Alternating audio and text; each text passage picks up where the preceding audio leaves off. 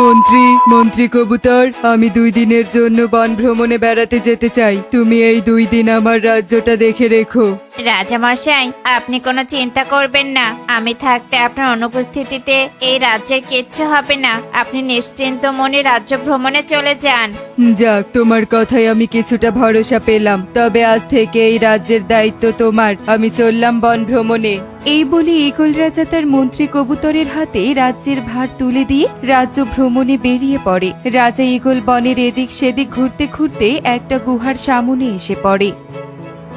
অনেকক্ষণ ধরে ঘুরলাম। রাজপ্রাসাদ থেকে বের হওয়ার সময় খাবার জল কিছুই নিয়ে আসিনি। খিদে আর তৃষ্ণায় আমার শরীরটা একদম ক্লান্ত হয়ে পড়েছে। সামনে তো একটা গুহা দেখতে পাচ্ছি, গুহার ভেতর ঢুকে বিশ্রাম নিব নাকি? রাজা ঈগল কথা বলতে না বলতে গুহার মধ্যে থেকে এক অজানা আলোক রশ্মি বেরিয়ে আসে, আর সে আলোক রশ্মির শক্তি রাজা ঈগলকে গুহার মধ্যে টেনে নিয়ে যেতে থাকে। এসব কি হচ্ছে আমার সাথে? কে আমাকে টানছে? না না, বাঁচাও! মারে, আমি অসুস্থ হয়ে বিছানায় পড়ে আছি। কোনো কাজকর্ম করতে পারছি না। ঘরে তো বুঝি কোনো চাল ডাল নেই। তোরা আজ কি খাবি রে মা? মা, অনেক তো কাজ করলে আমাদের জন্য। আজ অসুস্থ হয়েছো, এখন আমাদের চিন্তা বাদ দাও তো। তোমার 4 মেয়ে আজ বড় হয়ে গেছে, নিজেদের চিন্তা করার সাথে সাথে তোমাকেও দেখাশোনা করতে পারবে। সঞ্জে টুকি, অসুস্থ মাকে দেখাশোনা করার জন্য তো আমাদের টাকা পয়সা রোজগার করতে হবে। ঘরে বসে থাকলে চলবে না। কি করে টাকা রোজগার করবো রে টুকি?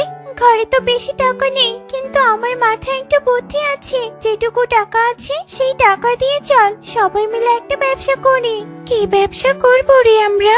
কিছু টাকা দিয়ে আমি আর টুম্পা ঝালমুড়ির ব্যবসা করব, আর কিছু টাকা দিয়ে তুই আর টুনটুন মাটির হাড়ি কিনে বনে বনে বিক্রি করবি। তোরা পারবি তো ব্যবসা করতে? জমানো যেটুকু টাকা আছে দেখিস লস যেন না হয়। তোমার 4 কন্যা সব পারবে মা। আমরা অল্প পুঁজি দিয়ে ভাগ্য বদল করব, আবার তোমার অসুস্থতার চিকিৎসাও করব। মা, তুমি আর একটু কষ্ট করে ঘরে থাকো। আমরা এখন নিজেদের লক্ষ্য পূরণে বের হব। এই বলে টনির 4 কন্যা ঘর থেকে কিছু টাকা নিয়ে বেরিয়ে পড়ে। এরপর সব জিনিসপাতি কিনে নিয়ে তারা নিজেদের কাজে বেরিয়ে পড়ে। মাটির হাড়ি নিয়ে যাও, মাটির হাড়ি, মাটির হাড়ি নিয়ে যাও, মাটির হাড়ি। কম টাকায় মাটির হাড়ি নিয়ে যাও। না, এতক্ষণ ধরে গলা ফাটিয়ে চিৎকার করছি, এখন পর্যন্ত কেউ একটা হাড়িও নিল না। এভাবে কি ব্যবসা চলে বলতো টুনটুন? টিং টিং টুনটুন, তোরা এখানে হাড়ি বিক্রি করছিস? কত টাকা বিক্রি করলি? আমরা তো ঝালমুড়ি বিক্রি করতে পারিনি, কেউ আমাদের কাছ থেকে ঝালমুড়ি কিনছেই না।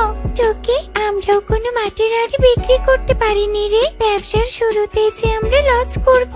শোন, এই বনে যখন আমরা কিছুই বিক্রি করতে পারছি না, চল আমরা সবাই অন্য বনে যাই।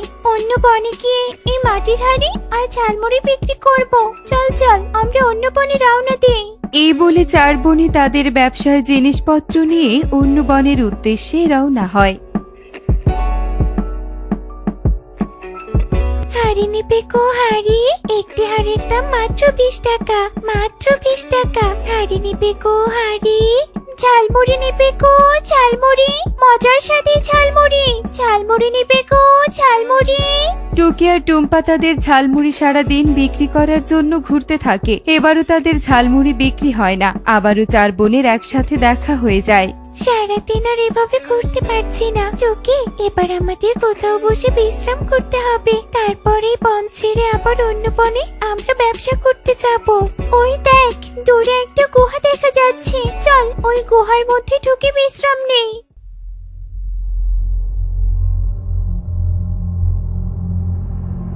একে এই গুহার মধ্যে একে দেখছি আমাদের বনের রাজামশাই শিকল দিয়ে বাঁধা। কে কে কথা বলছো তোমরা? চলে যাও, চলে যাও, ডাইনি এলে তোমাদের ক্ষতি করবে। রাজা মশাই, আমরা আপনার বনেরই প্রজা, এখানে বিশ্রাম নেওয়ার জন্য এসেছি। আপনি কোন ডাইনির কথা বলছেন? আপনার এই অবস্থা হলো কি করে? এই গুহায় একটা ভয়ঙ্কর ডাইনি আছে। সেই ডাইনি গুহার ভেতরে থাকাকালীন এই গুহার সামনে আমি এসেছিলাম। ডাইনি তার মায়া শক্তি দিয়ে গুহার মধ্যে টেনে এনে শিকল দিয়ে বেঁধে রেখেছে, যাতে করে আমি পালাতে না পারি। ওই ডাইনি এখন বাহিরে গেছে। ওই ডাইনি আমাকে দিয়ে মন্ত্র সাধনা করে আরো শক্তিশালী হবে। তাই বাহিরে কিছু জিনিসপত্র নিতে গেছে। এই সুযোগে তোমরা পালাও, পালাও এখান থেকে, পালাও। না না, আমরা আমাদের বনের রাজাকে এভাবে বিপদে রেখে পালাতে পারবো না। এই তোরা সবাই রাজা এগুলো শিকলের বাঁধন খুলে দে, আমরা একসাথে পালিয়ে যাব। টুকির কথা শুনে তার বাকি 4 বোনেরা রাজার শিকল খোলার চেষ্টা করে। কিছুক্ষণ পর সেই শিকল খুলেও ফেলে। উফ, আমার ডানা ব্যথা হয়ে গেছে, আমি এবার উড়বো কি করে? রাজা মশাই, আপনি এই জুড়িতে উঠে বসুন, আমরা জুড়িতে করে আপনাকে রাজপ্রাসাদে নিয়ে যাব। টিং টিং এর কথা শুনে রাজা ঈগল যেমনি ঝুড়িতে উঠে বসে অমনি সেখানে ডাইনি এসে উপস্থিত হয়। একে আমার গুহায় একে দেখছি আমি। আমার শিকারের শিকলের বাঁধন খুলে কে দিয়েছে? এখানে দেখছি আরো অনেকেই আছে। এতগুলো শিকার একসাথে বেশ ভালোই হয়েছে। আমি আরো বেশি সবাইকে ব্যবহার করে মন্ত্র সাধনা করতে পারবো। দুষ্টু ডাইনি, তুই আমাদের কিছুতেই কিছু করতে পারবি না। দাঁড়া, দেখ আমি তোর কি করি। এই বলে টুকি তার ঝালমুড়ির ঝুড়ি থেকে এক মুঠো কুচি করা মরিচ হাতে তুলে নেয় আর ডাইনির চোখের দিকে ছুঁড়ে মারে।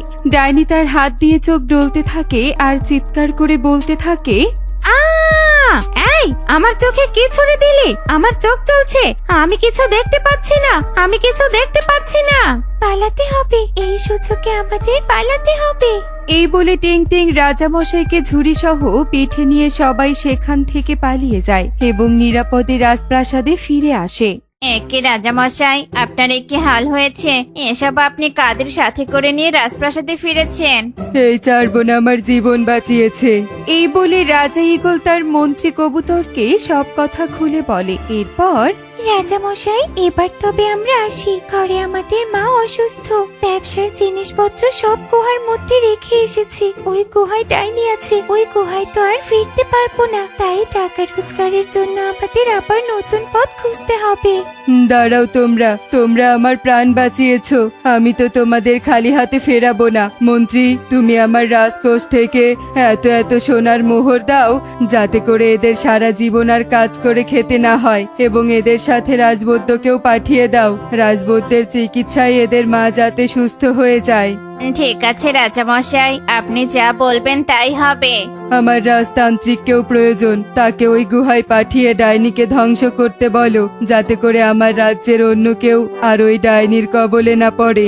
রাজা ঈগল মন্ত্রী কবুতরকে যা যা বলে মন্ত্রী কবুতর তা সব অক্ষরে অক্ষরে পালন করে। মন্ত্রী কবুতর 4 বোনকে 4 কলস সোনার মোহর দেয় আর সাথে করে রাজবৈদ্যকে তাদের বাড়িতে পাঠিয়ে দেয়। অন্যদিকে গুহাতে ডাইনিকে ধ্বংস করার জন্য তান্ত্রিককেও পাঠিয়ে দেয়। এসব আমি কি দেখছি? আমার 4 মেয়ে এতগুলো সোনার মোহর কোথা থেকে নিয়ে এসেছে? আর সাথে করে এ কাকে নিয়ে এসেছিস? মা, তুমি কি সব বলছি? আমাদের সাথে কি হয়েছে আমি সব বলছি তোমাকে। এই বলে টুকি সব ঘটনা তার মাকে খুলে বলে। সব শুনে তাদের মা টুনি অবাক হয়ে বলে, কি দুঃসাহসের কাজ করেছিস তোরা? তোদের যদি কিছু হয়ে যেত?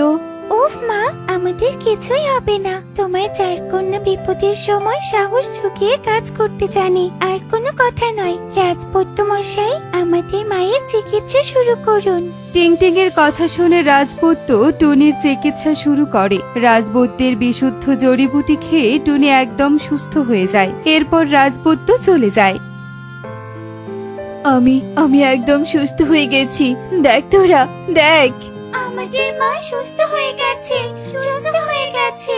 এরপর টুনির 4 কন্যা সহ রাজা ঈগলের দেয়া সোনার মোহর দিয়ে সুখে শান্তিতে দিন কাটাতে থাকে। এমনই সব মজার মজার শিক্ষণীয় টুনি পাখির গল্প দেখতে আমাদের সাথেই থেকো। আর গল্পটি কেমন হয়েছে তা কমেন্টে জানাতে ভুলো না কিন্তু। Bye bye.